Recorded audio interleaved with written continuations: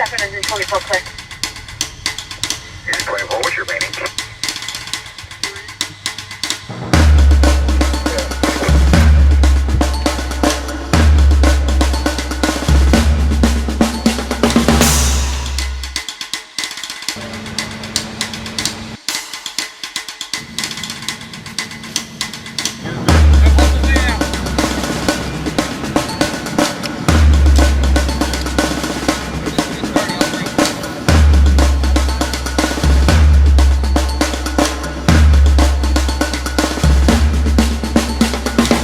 Got there, checked on location.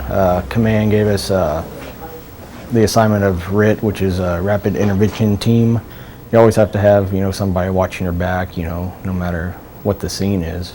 At any fire or any scene, you have to be a, teamwork, kind of thinking on the same page, or you're going to get hurt or trapped or lost, or if you're not on that same page with everybody else.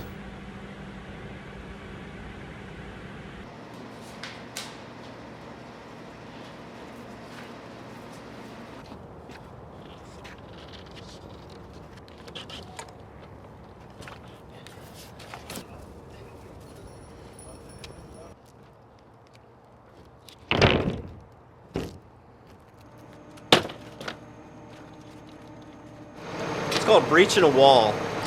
In every house they have studs, they have drywall. If a firefighter gets trapped in a room and his only way out is to go through a wall, he has to practice what they call breaching a wall. And it's just breaking a hole in the wall and being able to manipulate himself to go through there with his air pack, because he can't take his air pack or his helmet off. He's got to keep that on for safety, and he's just using that to get back inside the next room to hopefully get out to find an egress out of the house.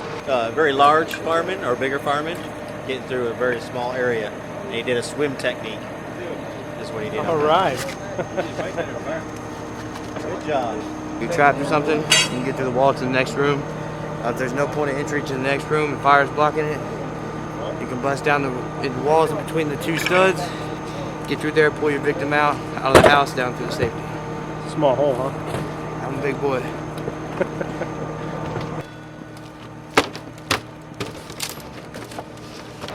They're simulating to vent the roof of a house.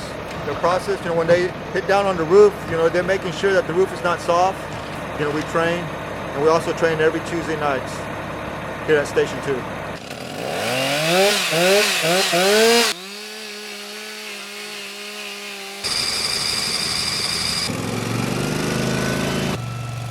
Had a small grass fire from some unknown source, possibly a bird or a squirrel or a rodent up on the lines. We couldn't find anything on the transformer line. It created a spark, which created the fire. It's a little windy, so it just took off. That's booster 22.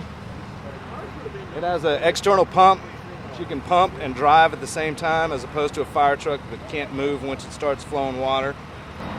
Fire truck's too heavy, and they're not four-wheel drive. They'll sink in the mud, so we don't take fire trucks off the concrete, ever. Yeah, it's cool. It's a cool vehicle. Something different every day. You never know what's going to happen when you come to work. So you're always prepared, but you never know what for. Shock advised. Stand clear. Push shock button. I'm clear, you're clear, everybody's clear. You just get shocked. And then it counts down, then it reanalyzes for you. Basically what we're doing is kind of some free-form extrication training. Fire chief arranged to get some fairly new model vehicles, which is unusual. Normally we get the old vehicles, which doesn't really reflect modern vehicle construction. So this is good training. But basically, rather than having a formal class or a basic class where the guys are split into crews and they're just going to go at it, we're going to kind of coach them and work them through it. You probably should have been a little bit closer to the edge of the roof, but this is the right way to do it. See how he's on the tips? That's the strongest point. You don't want to get on that aluminum. Also, in the same aspect, on a car, all this metal on the outside is strictly for looks. Your integrity is the inner metal. Like right there. 3,000 to 6,000 psi. Hell, it's probably even stamped on there. But that's what you definitely don't want to cut, is that cylinder. That tube above it, you can cut that all day long. Just not the cylinder.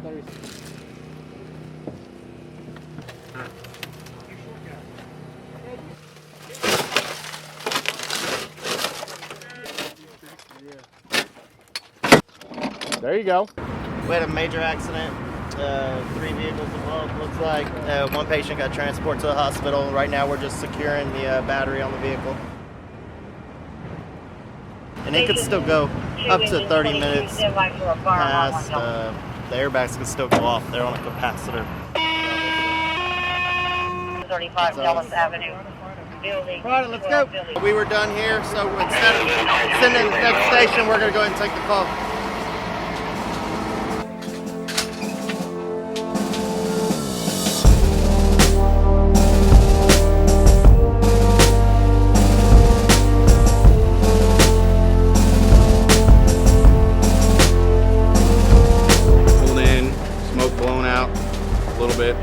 Small groups of fire that you don't want to have it run anywhere else. You just want to hit them, make sure it all gets knocked down, all the fire's down for the most part. You're still going to get smoldering, but for the most part we got water and foam all over it, so